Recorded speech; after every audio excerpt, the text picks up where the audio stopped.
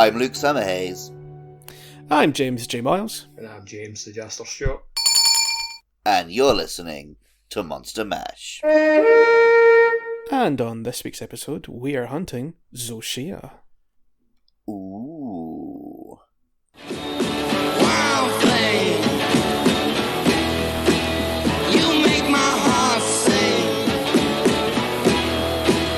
You make The Monster Mash. It was a graveyard smash. It caught on in a flash. They did. The monsters are under my bed. Get along with the voices inside of my head. You're trying to A massive guardian that has been feeding off the Dragon Torch's energy. Its body is encased in crystallized wyvern milk, allowing it to regenerate. Zoh Shia, like other guardians, excels at energy attacks and can produce repeated explosions to crystallize the whole area. Beneath its white guardian coat, its body pulses with dark recollection, which you may see should it reveal its full power from the days of yore. We're having to do this intro again, listeners, but I still can't get over on the second time through the phrasing at the end there about you may see the dark recollection, because it makes me think of a safari. Well, folks, on your left is the Zoh Shia. If we're lucky today, we may see it reveal its power from the days of yore. Stick a Zoh Shia off to the side, like drinking some wyvern's milk. Crystallising, you know. Don't feed the Zoh Shia. Otherwise it'll poke its head for the safari van. Like those amazing videos of the zebra attacking people in the car. that would work. Monkey on That the would work car. brilliantly for Zoh Shia as well, because Fuck off! when Zoh Shia does its bite attack, it twists its head like in a like sideways angle. So I could just imagine it doing that through like a safari car. For the car window, yeah. So, final boss. Yes. Final boss of low rank. Yes. So, I'll repeat this point again because I feel it's quite a salient one. This feels like, because there wasn't a high rank version at launch, it feels like high rank feels like it was missing a proper finale. We spoke about like Gore Magala is functionally the final boss, but it doesn't really feel like it should be for high rank. Yeah, it's because like Monster I guess Hunter it always makes has it- that usual thing of like you have like your main kind of flagship is the big bad, and then there's this surprise. This is the real end game monster. Yeah, because they did that. It feels very, very similar to how they did Xeno'jiva. Like even the way you see it beforehand, it kind of like behind. Right, but the difference is Xeno'jiva was the high rank. Correct. In Yeah. world. Yes. Yeah. So the fact that this is low rank feels strange. Well, like we did when we finished the Alkveld episode. Mm-hmm. And I was like, what's next? And I was like, oh, I guess we go through all these various monsters, and then we have Zoh Shia at the end. And it's like, no, actually, Zoh Shia is next. Yeah. Because Felt weird. that is how it works in the game as well. Yeah. It makes high rank feel like Post-game. post-game in this game. Yeah, it does. You've done the story, and there's just a bunch of returning monsters and stuff in high rank. And isn't it strange how high rank is the part where we're all started to go, I really like this actually, this is a good game. Yeah. Yeah, like, it's strange there wasn't a Zoh Shia fight at launch. Like, it kind of made me think about how they added Narwa to Rise post-launch. Mm-hmm. Which... But what's different is with Nawa, it felt like, you know, due to COVID or whatever else, yes. they had struggled to get the game out in time. Mm-hmm. Whereas this one, I don't know what it is. It just feels like it didn't occur to them that we would want to hunt Zoh Shia. Yeah. Yeah, It's purer than wanting the game out before, like, the higher ups at Capcom wanting the game out before, like, the fiscal year. Yeah, Yeah, I know, 100%. I know. But there's something, I think we talked about this before, it feels like there was some conflict in terms of the game that different people on the team wanted to make. Yeah. And, like, Zoh Shia, if you were just making a purely story-based game, like it seemed like some aspects of this game lean towards, then yeah, sure, there's the final boss and you fight it once. And for story reasons it's done, so why would you fight it again? But then the rest of the team was like, yeah, but this is Monster Hunter. So they're going to want to fight it 1,000 times. I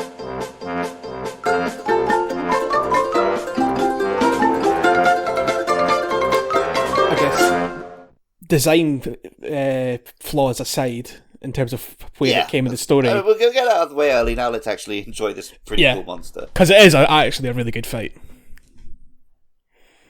I wouldn't say it's like my all-time favorite in the game, but like for a final boss, like in terms of these sort of final boss encounters, I think I preferred it to the Xeno'jiiva fight from World, at least, for sure. Xeno'jiiva was, just kind of stomped her back and forth and didn't really seem very aware of you. Xeno'jiiva was like a lot. Whereas this guy is technically slightly smaller, but it means he gives you an actual fight. Yeah, that's what I was going to say. It treads that, so she treads the fine line of being like big compared to like most like monsters, but like endgame ones. But like it's just like small enough for the fight to be like way more interesting compared to a Xeno'jiiva. I would say usually I don't like sort of final boss monsters or outer dragons, whatever they are, because they tend to be a bit, I guess forgettable is too strong a word, but they feel like a video game boss instead of like a Monster Hunter monster. Whereas this, it has some crazy moves, but still also fights you like a Monster Hunter monster, I feel. I guess I get what you mean. Like, I was thinking to Sharash Valda from Iceborne, but that kind of has the video gamey moment of like, you got to crack off all its armor before it reveals its true form. Whereas if it was a straight up more Monster Hunter fight, you would just be fighting it in its true form every time rather than having to do the preamble, if that makes sense. So, but it's not even that. It's more like it stands far away and does big area attacks. yeah, okay, yeah. Yeah, it's like more of a spectacle than like an actual like hunt, like an actual like believable like monster. But I guess that's kind of the way Capcom kind of makes that difference between like what like your normal everyday monster and a monster that's like end of the world, like Elder Dragon. It's like it kind of makes sense that they make it more of a spectacle in terms of rather than like a natural hunt. But I get what you're saying. Like there's only so many kind of spectacle type fights you can take in a Monster Hunter game before you kind of have enough of it. I still think they do a good job at getting this monster across as being a cataclysmic threat, like especially as the fight progresses and you start to realise what it truly is. I mean, let's talk about this now, I guess. Like the coolest bit of the fight, in my opinion, is the fact that it is possibly like a Guardian version of Fatalis. It's certainly a black dragon, at least. Yeah.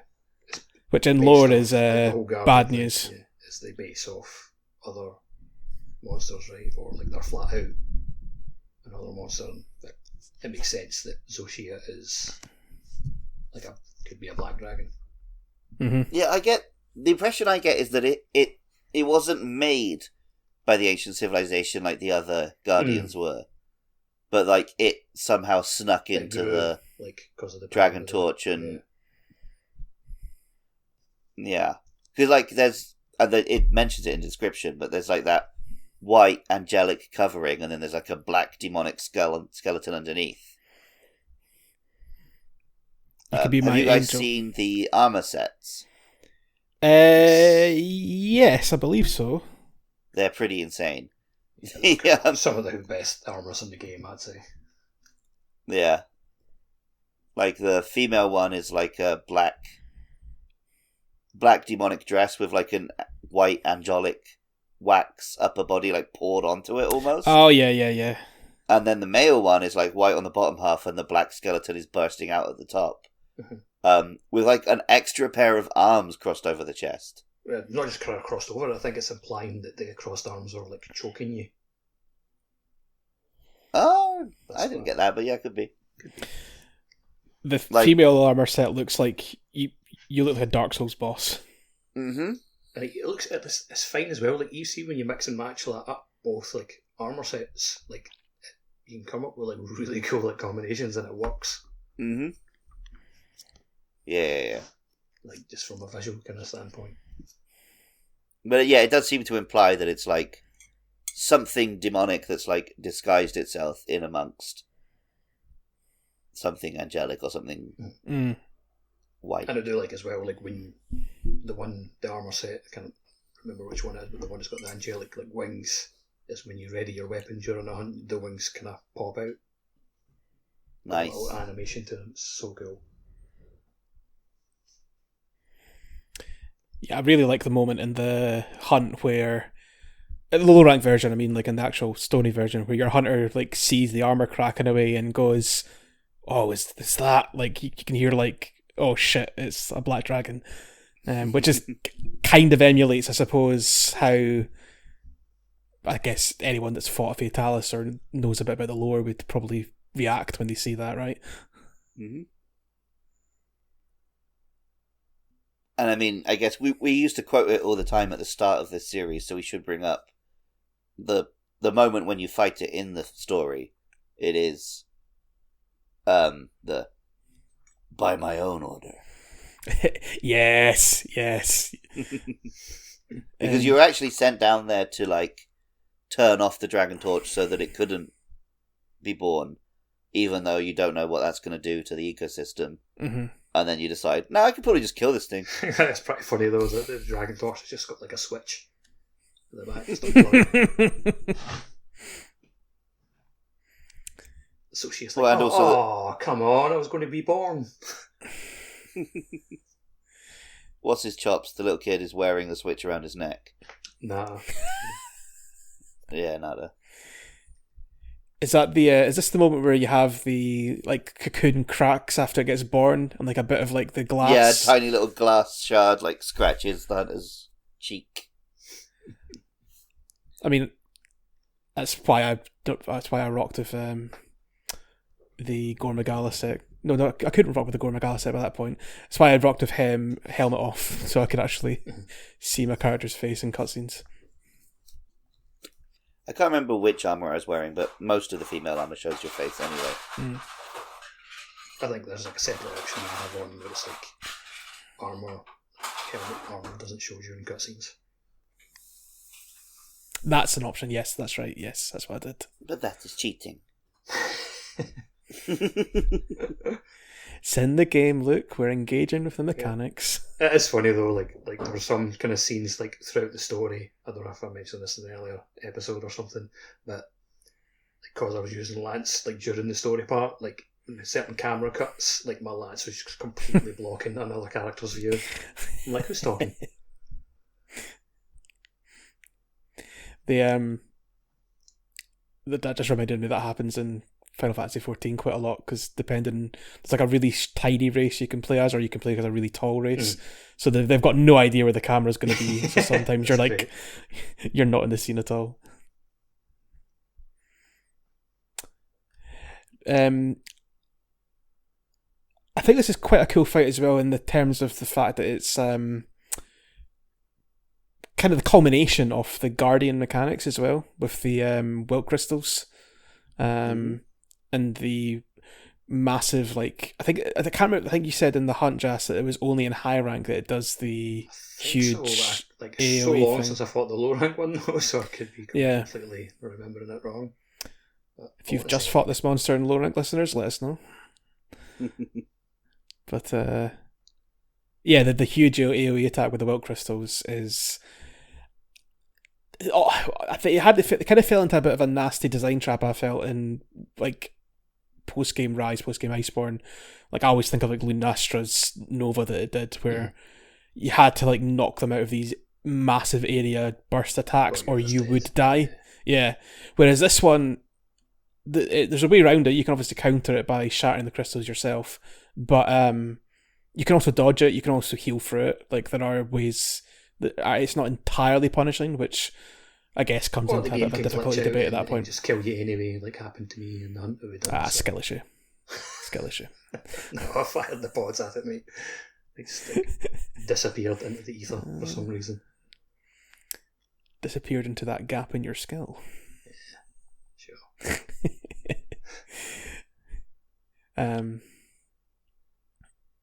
But yeah, it also kind of draws a little bit on Sharash Valda, actually thinking about it as well, with like the armor cracking as the fight goes on. Mm-hmm. I prefer it's done in this fight though. I haven't said that the initial Sharash Valda reveal's really cool as well. So it's almost like Sharash Valda. It's like the monster is hiding under the rocks, whereas here it feels like you're breaking through its body to like the skeleton underneath, and there's some definite, deliberate like skull-looking parts in there. Mm-hmm. When it starts like morphing in the way that it does, in like a very Venom-y, T-1000-y way, it does feel.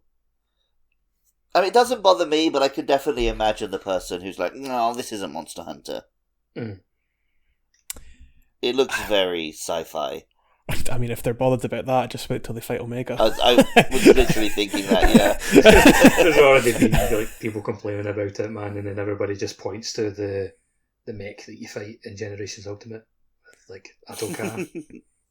Yeah. Yeah, but that's just a big puppet. Like, I don't know. Yeah, but it's still like a big mech, right? I know. It's a bug pilot and a mech. You can't get away from it. But going back to the point about like Zoh Shia kind of maybe rankling some people on its design. I mean, the whole point of the Guardians and like that whole fallen civilization was that it was a bit more like sci-fi and certainly in theme, I felt. But like they even draw that upon that, like the Artian weapons as well. They look like you're wearing like power armor and stuff, right? Mm-hmm. So the weapons are all mechanized and very Some of the design kind of fantasy sci-fi. Like Every older Japanese fantasy games. eventually goes to like ancient sci-fi civilization. Yeah. But I mean, Monster Hunter doesn't need to be this one rigid thing. Like, yes, it is cool fighting like big, massive monsters, and dinosaurs, but they regularly drop on fantastic elements. I mean, look at Valfalk. It's a fucking jet fighter. So I've got nothing wrong with how Zoh Shia is designed and the sci-fi elements. Yeah, I think it's cool.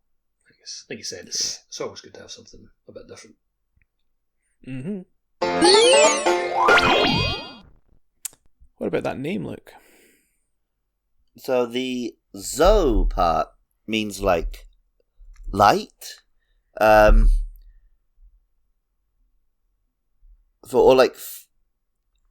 Japanese. It might be Japanese for like fire, or like flame, and then Hebrew for radiance. The Shia part I know very well is a gift from God, because that's where Shia LaBeouf's name comes from. And I remember being very amused back in the day that his name means God's gift of beef. Excellent. Or perhaps, thank God for the beef. And then the weapon names are all angels and archangels. That's cool.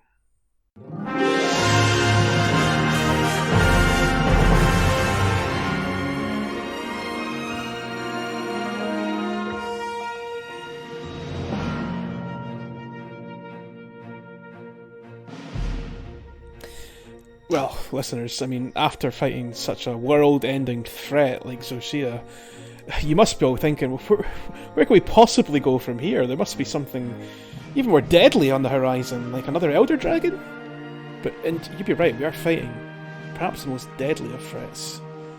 We're fighting the Monster Hunter 1 Wall himself. It is Yan Kutku. So please make sure and join us for that. But until then, Luke, do your thing.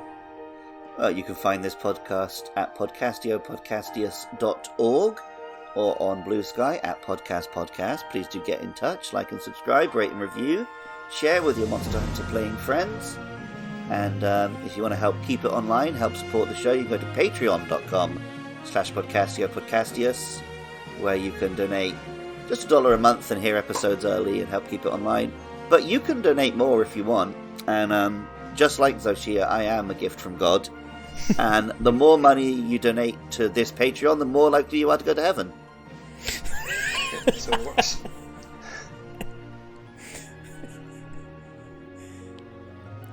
Praise be and hallelujah. Perfection. Cheerio.